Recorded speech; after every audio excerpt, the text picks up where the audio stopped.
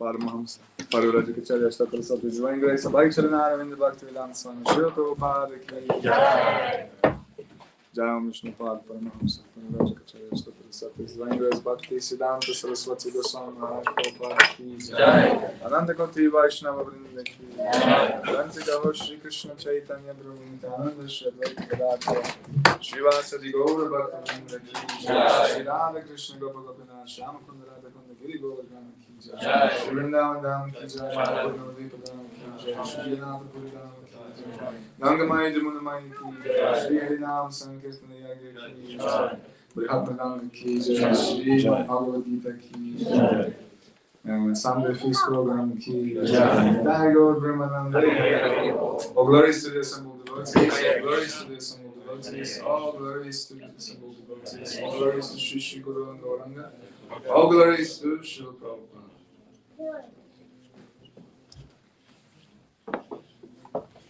Hare Krishna, everyone. Kitos for coming. Thank you for coming. It's really nice, special. Also really nice for us to be here. Special treatment, as you can see, from all sides. It's really nice. Nice to be here again. I do have something prepared, but I sometimes do this and I ask if there are any questions. If there is something that, maybe some burning, maybe not so burning, but maybe something that is more of an interest to you, maybe some of the devotees could ask a question to set the... Anyone? Question 1, question 2, question 3,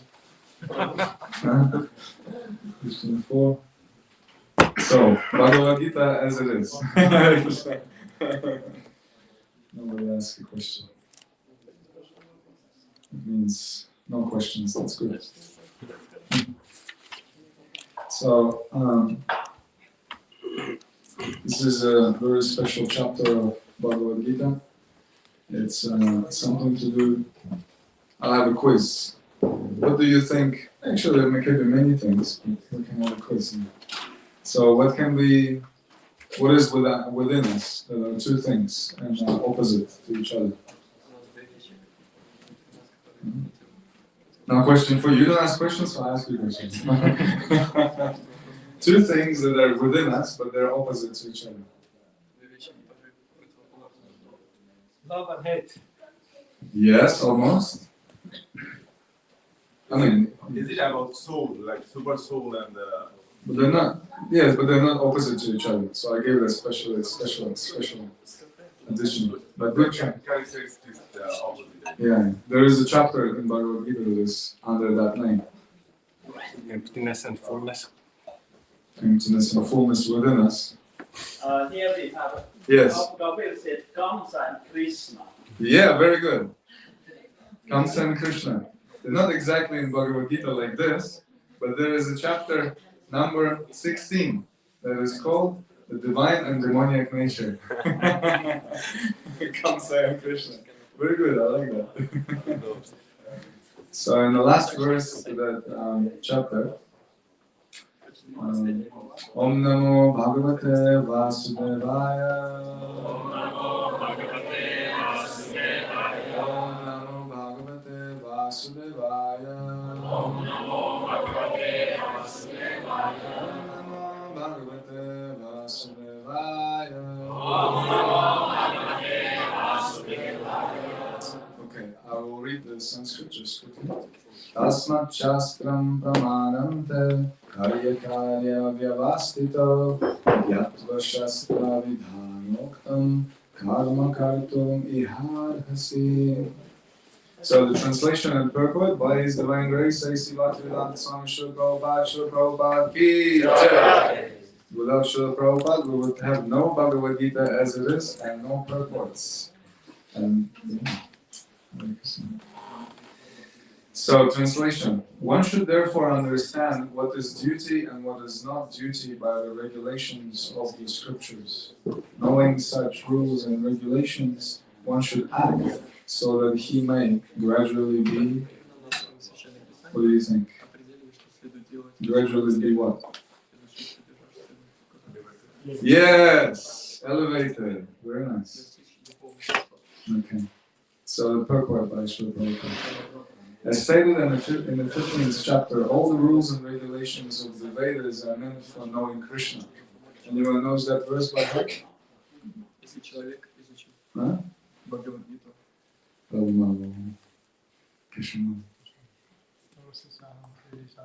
Yeah. Yeah. So that's the verse. It's actually really easy to remember. It's 15. Really special verse where Krishna says that he gives knowledge, remembrance, forgetfulness, and that he is the knower of the Veda, he is the compiler of the Vedanta, and he is to be known by the Vedas. So everything that is to do with spirituality actually is meant to come to Krishna, and everything comes from Krishna anyway. So there's nothing but Krishna. Here we go. If one understands Krishna from the Bhagavad Gita and becomes situated in Krishna consciousness, engaging himself in devotional service, he has reached the highest perfection of knowledge offered by the Vedic literature. Lord Krishna Mahaprabhu, Lord Krishna Chaitanya Mahaprabhu, made this process very easy. He asked people simply to chant what? Hare Krishna, Krishna Krishna. Very good. You are already doing what Chaitanya Mahaprabhu asked. And to engage in the devotional service of the Lord, and what else could be there? Eat! But eat only the remnants of foodstuff offered to the deity. Prashana. One who is directly engaged in all these devotional activities is to be understood as having studied all Vedic literature. He has come to the conclusion perfectly. Of course, for the ordinary persons who are not in Krishna consciousness or who are not engaged in devotional service, what is to be done and what is not to be done must be decided by the injunctions of the Vedas. One should act accordingly without argument. That is called following the principles of Shastra or Scripture. Shastra is without the four principal defects that are visible in the conditioned soul. Imperfect senses. Next one. Four defects of conditioned soul. Anyone? Cheat. Yes, cheating. False ego. Mistake. Can make mistakes. Illusion. Yeah, it should be illusion. These four. Bhakti Shastri course. Thank you.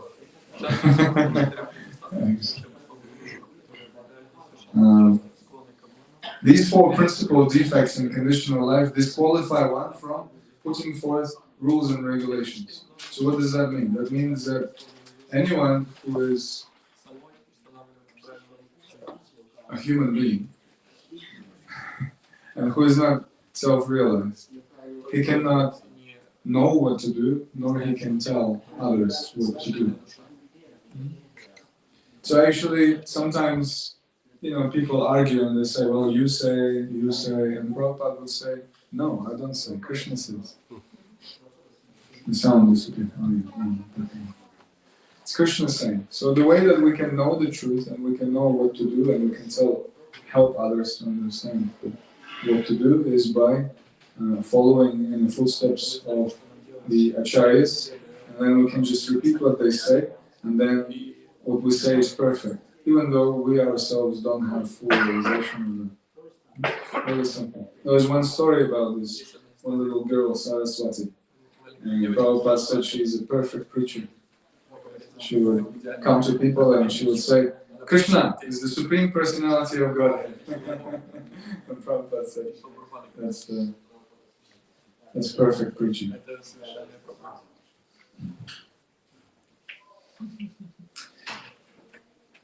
Therefore, the rules and regulations as described in the Shastra, being above these defects, are accepted without alteration by all great saints, acharyas and great souls.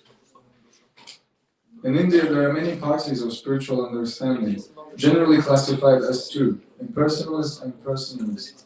Both of them, however, lead their lives according to the principles of the Vedas. Without following the principles of scriptures, one cannot elevate himself to the perfectional stage. One who actually therefore understands the purport of the Shastras is considered fortunate. And what's the purport of all the Shastras? We read about it.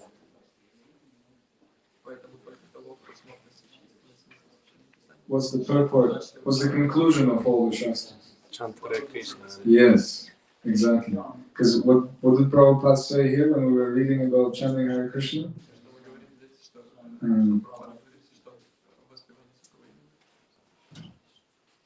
He is understood as having studied all Vedic literature. That means that actually all these literature, the whole, the point of the whole studying of the Shastra is to come to a conclusion that we need to, in this age of Kali particularly, start chanting Hare Krishna. Or chant the names of God, to be non-sectarian, to be more open. Because there are many names of God. Chaitanya Mahaprabhu prays in his prayer of Shri Shikshashtaka. He says in the second verse that, "Oh my Lord, you have so many names, like Krishna and Govinda, etc. Millions of names." And he said, "You invested all your power in those names." But he says, "I'm so unfortunate that because I'm committing offenses, I don't have any taste for them." So here we have a problem. We have a problem that we studied all the scriptures, we know what to do, but we have committed offenses at some point, and we don't have taste.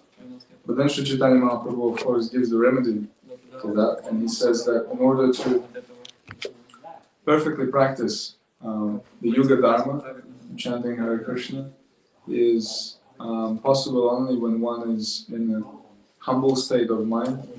He is considering himself lower than the blade of grass, he is more tolerant than a tree, and he is ready to give all respect to others without demanding any respect towards himself. And Chaitanya Mahaprabhu says that in this state of mind, he can chant the holy name constantly. Why? Because there are no disturbances.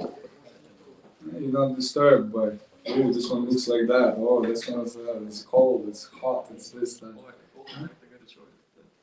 Chaitanya Mahaprabhu says that the tree, when it's being cut down, it doesn't protest. When it's drying up because there is no water, it's not protesting. Yet at the same time, if anyone comes for shelter, it's always ready to give shelter. Isn't it incredible? Wouldn't we want to be there and be like that? It's really nice. Can you imagine if you have that in you, that, it doesn't matter what this world is, throwing at you. You're just ready to help out, and you're just really filled with love for everyone. It's amazing. This is what, ultimately, this is what we're aspiring for, because this is the real spiritual realization. This is the conclusion. This is what the scriptures are giving us. You have personalities who have developed so much tolerance, and from tolerance they have developed so much compassion. For all the living entities. I have a famous example. Recently we had several celebrations. Depends. Is there, because in Finland, Lutheran Church is the main church, right? What time do they celebrate Christmas? Same time as 24. Same time as Catholics. Same time. With Orthodox Christians, they celebrate, I think, on the 7th of January, rather. But it doesn't matter. We had a class and we were talking a lot about Jesus Christ, and Jesus Christ being Srila Prabhupada gave so many. He spoke so much about Jesus Christ in many various places, and sometimes he would say that Jesus Christ is our guru, Jesus Christ is a Vaishnava, and he is one of the amazing examples of people who have achieved such tolerance, and not just tolerance but compassion towards all living entities, right? So we all know the famous stories of Jesus Christ being crucified, etc. And once I remember I was speaking to one Christian preacher, and this Christian preacher, he was saying that the main, the most powerful, the main point and the main event in Jesus Christ's life was his crucifixion and then resurrection. And I said, yeah, that's spectacular, certainly, isn't it? Because I mean, it's not really heard of that someone is being killed and then they come back to life. But it's not really the main point of the main event of his life. The main event of his life is his preaching, his sharing, his teaching all of the living entities how to come and to love God. And that's the main thing. And Srila Prabhupada in one conversation, was funny conversation, interesting conversation, he had with the Christian priests.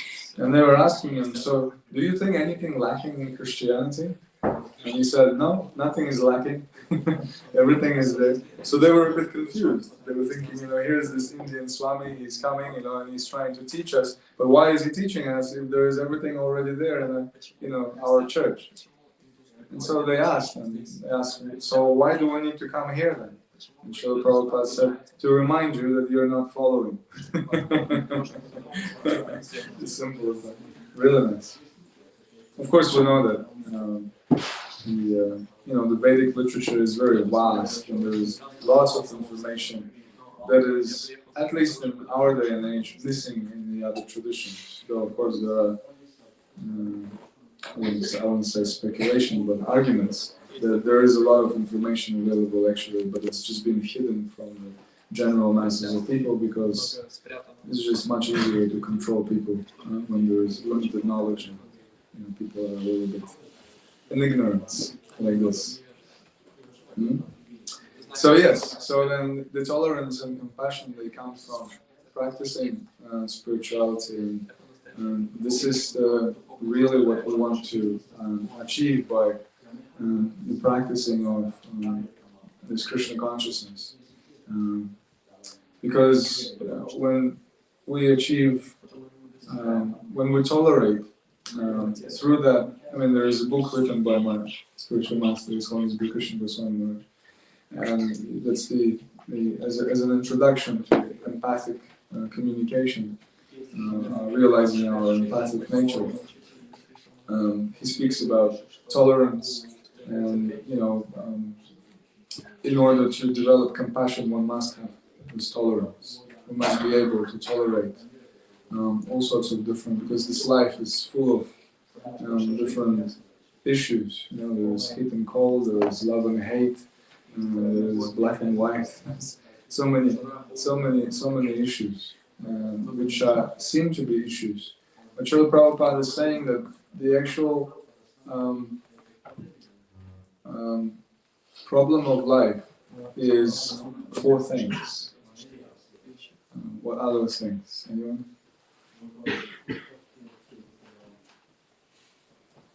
No? Okay, one. What? Yeah, birth, death, old age, and disease. Thank you. So those are the real problems of life. And Srila Prabhupada is saying that because people in our age, they don't know how to solve those issues, they just brush those things aside, and they engage in solving all the temporary and seemingly, burning issues. But actually the main thing is birth, death, old age, and disease, isn't it? Everyone is going to die, yes or no? Yeah! I like this sort of classes, it's nice. 100% success rate. Huh? Everyone, no exceptions. Right? Amazing, isn't it? And we're just not worried about it at all. we're just spending our days trying to figure out how to do all the other things. But how much time do we actually spend on trying to realize our eternal nature, the spiritual world, our relationship with the residents of spiritual world? How much time every day do we spend on it? And Srila Prabhupada was criticizing this Western society not for its technological advancement, not for its scientific, endeavors, etc. He was criticizing it for the fact he was saying that, okay, you have all these institutions, you have all these universities that are teaching so many things about so many things, but where is the institution that is teaching you how to solve the main problem of life? Right? How many years? I mean, I went to school, I've studied for 12 years, then I did 4 years of university. That's it. So I studied for 16 years, just about something that will help me to live this lucky if 100 years. It's just definitely not 100 years. I mean, I cannot say definitely, but 99.9% not 100 years. So it means that it's even shorter than that. And 16 years of that we spent. I've spent to study just to be able to survive. So how much more should we be studying, something that is actually the main problem? It's an eternal problem, right? The problem of eternity. And of course, we read that all the scriptures, they point to one particular process. And that process is actually Smartayam Satatam Vishnu, Vismartayam Najatuchit, Sarva Vidinishadam Syur Ayatayor Evokinkara. That all the rules and regulations of the various scriptures, etc., they actually stand with folded hands and serving the two other rules. And what are those rules that are supreme over all the other rules? Anyone? No? Yes. Always remember Krishna and never forget. Yes, always remember Krishna and never forget him. Right? So those are the main things. So, and then of course all the scriptures, they point out to this, that hey, this is what we need to do. This is what is the practice for any person at any time, at any point of material creation. But of course we know that in every yuga there is a particular process to help one to actually do this. And so in our age, we read that Sri Chaitanya Mahaprabhu, he asked people of this age, actually his Guru Maharaj gave him this mantra, Hare Nama, Hare Nama Eva Kevalam, Kalo Nastyeva, Nastyeva Gatiranitha. But in this age of Kali, which is the age of quarrel and hypocrisy, there is one process of self-realization, and that is chanting the holy name, chanting the holy name, chanting the holy name, and there is no other way, there is no other way, there is no other way. Okay, very good. So, what this process helps us to achieve is that we are constantly remembering Krishna. And when we're always remembering Krishna, we never forget him. So we automatically fulfill both of those injunctions that are the supreme injunctions over all the other injunctions. And why do we need to remember Krishna? Maybe we should just remember Bill Gates or what's his name, Elon Musk? I don't know the name, so sorry. It was good enough. Maybe we should just remember them. So why do we need to remember Krishna anyway? It's not an exam, guys. Come on. You're not gonna get a bad mark. Because we are part and parcels of Krishna, and he is the supreme controller, owner of anything, everything. So in order to love and be in harmony and everything like this, you must remember him. then we can be also happy and we can serve the whole system. So he's saying because Krishna is the supreme master of all, everything belongs to him. He's the controller of everything.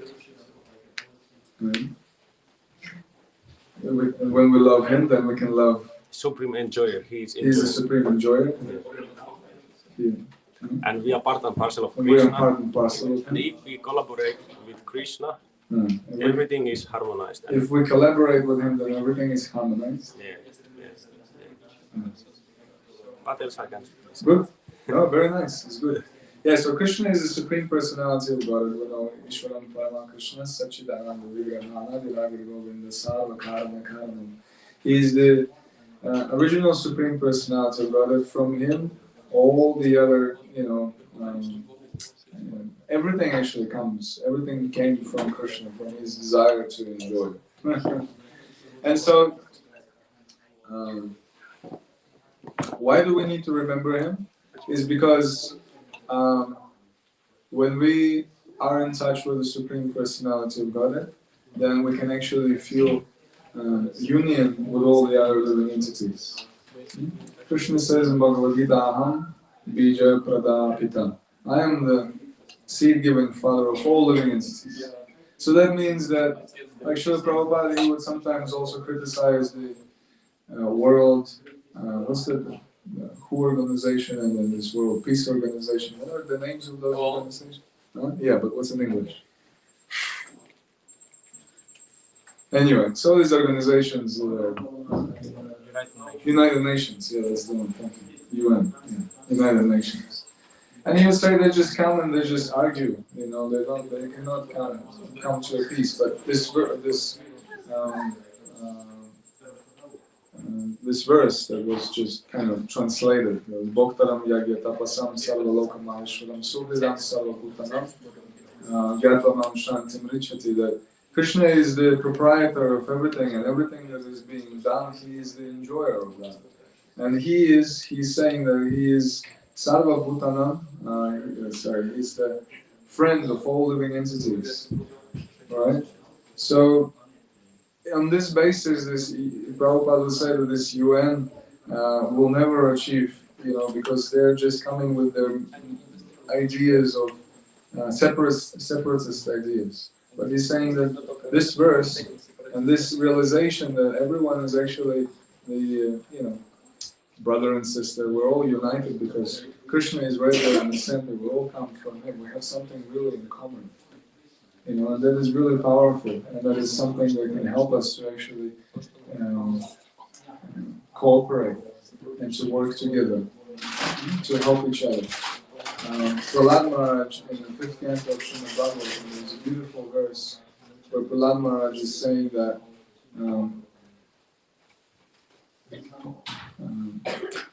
the gist of the verse is that let there be peace and prosperity in the whole world, and let everyone engage in bhakti yoga.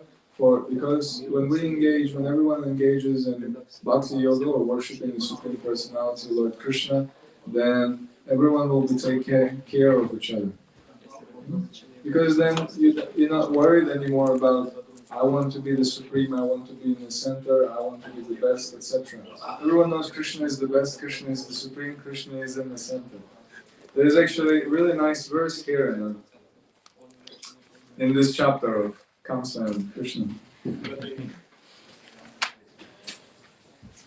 It's a series of verses.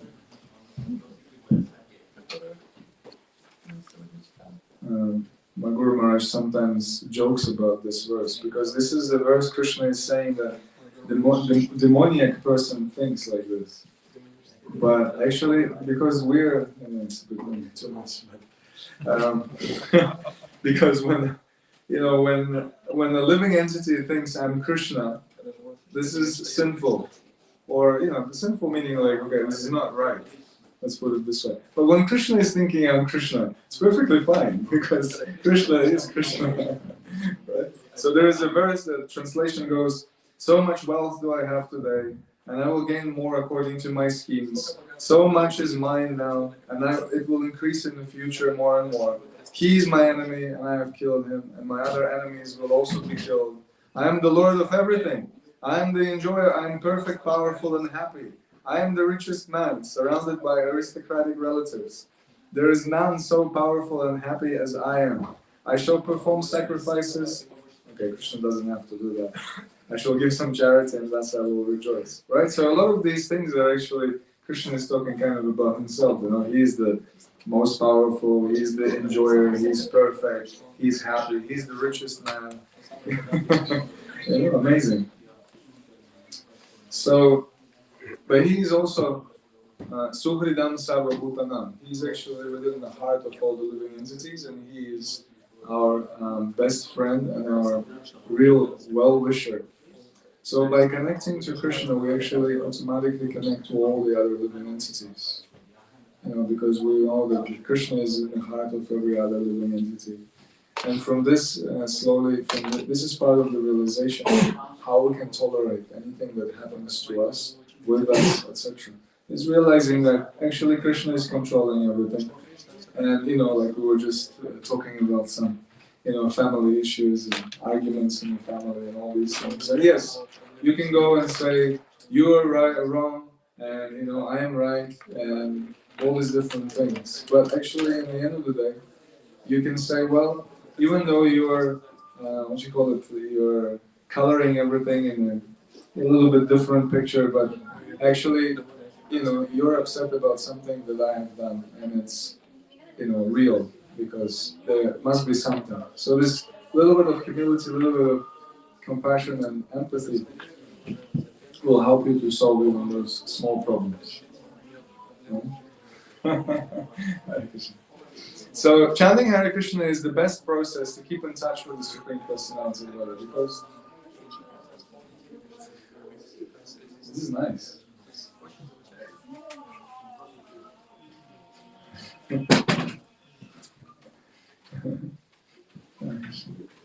Srila Prabhupada was saying that chanting Hare Krishna is just like keeping the radio. Of course, in those days there was no internet, but it's just like keeping the. I just got a YouTube account, premium.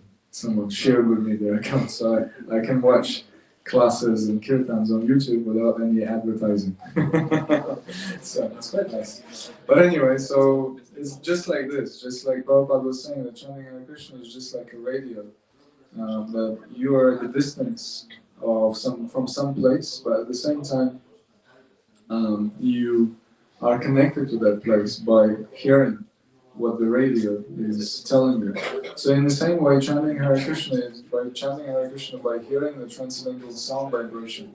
We're always in touch with the Supreme Personality of Godhead, and slowly, just as in a vessel that is full of dirt, if you open the tap and the water will start coming, then all that dirt will be slowly coming out. So chanting Hare Krishna is a very purifying process, and Shrila Krishna Maharaj will even say that if you practice this for 6 months, sincerely, special note, footnote, sincerely, special thing. If you sincerely practice this for 6 months, it's chanting Hare Krishna, then after 6 months, if you don't feel any change in your heart, if you don't feel like your life hasn't changed, if you don't feel like your consciousness hasn't changed, then Tamal Krishna Maharaj will give you $10,000. He said so. Right? So it means that the process really works. So, and I can tell that myself also, because I've been chanting Hare Krishna for some few years, and I can see how my heart is changing, my mentality is changing, my association has changed. So it is really powerful and it's really purifying. And in the end of the day, Krishna says, Anta kale chamam evam. He says that whatever you think, and there is one last, there are sacrifices, what you call them, the samskaras, different samskaras. What's the last samskara that is performed? Anybody? Yeah, what's it? Antyeshti, yeah, thank you. It's good. I like that. That room is good. Lots of pundits there. So Antyeshti is the last samskara that is performed. You know, there is Garbhadan samskara, that's the first one. Then there is Vivaha samskara and all this karma, which you call them the ear-piercing ceremony. There's so many different ceremonies. And so the last one that is performed is the Antyeshti. So that's the last moment of our life. Is some say it is the exam. Some devotees say it's already the result. Yeah, because our life can be like a preparation for this moment, or it can also be the exam itself. You know, the way we live our life, the way we're adjusting our consciousness throughout our life. Then at the time of death, of course, it's all, you know, it's all in your face. So it's all in your mind. It's all there. And I just had, anyway, someone I knew, a really nice devotee. He's very incredibly soft and patient and supportive, and at the same time, a really great scholar, a Sanskrit scholar. You knew Prabhu? Huh? Prabhu. He's originally from Melbourne, from Australia, I mean from New Zealand. He started up a school in New Zealand, Hare Krishna school. He registered it with the government. Now this school has all the way to high school, and they're thinking about college, etc. So it's pretty amazing, and he did so much for setting up the education for the young children, you know, and beyond, especially in the Hare Krishna movement. And so he was leaving the body, and he left the body in a very, very Krishna conscious state. He was very aware of Krishna and where he was going in the spiritual world. And these kind of examples, they really inspire me particularly, because, you know, even we get so busy, you know. I like to talk about death during my classes because I like to think about it myself, because it's something that we, on a regular basis, we forget about it. You know, sometimes I sit down and eat a huge plate of prasadam, and I'm thinking, it's just just the body, you know. It's all gonna go. Though prasadam, of course, is spiritual, it's a devotional service. But taking prasadam is devotional service, but we don't have to take so much of it. Of course, we can just take a little bit, and it's also devotional service. But anyway, the idea is that, you know, we have to live our life in such a way that at the time of death, we're not afraid of it. You know, one thing I was really surprised was, I was pleasantly surprised. I was meeting with one of the my friend's mother, and I didn't know much about her. I know she's not like a full-on devotee, but she has been around the devotees, and she had an interesting esoteric life, and she's been doing some service, etc. So she knows some things.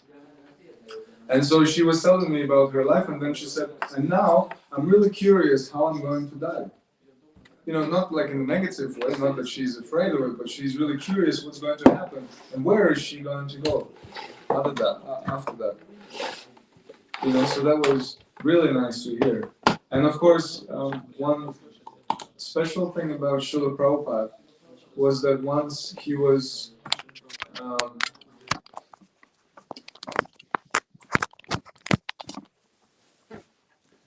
I don't remember the question that he was on, sorry, it just flew out of my head. But he said, I don't have fear. And that's what was really amazing. That a person... What do you feel when you're chanting Hare Krishna? No. I'm fearless. No. I mean, maybe, but that's not what I was thinking. Okay. So, it's okay. Yeah. May have been something, what does it give you or something, and he said, I don't have any fear. And then anyway, the purport of this was that it's amazing to have no fear, because everyone in this world is afraid. We see the birds, they're constantly looking around, you know, the fish, they fly away, so, you know, swim away. So. There are flying fish also. people, we're usually just afraid of so many things. But if we're not afraid, if we're actually realizing our spiritual nature, then we're not afraid. And then at the time of death, we're welcoming. I mean, there are so many devotees who are leaving this world and they're going, into the spiritual world, and they're fully aware of that. They're just really looking forward to it in a way. It's nice. How many? For me also, this world. I guess I have to finish. No? Our past is no. Let's finish Around now. No. Okay, Hare Krishna.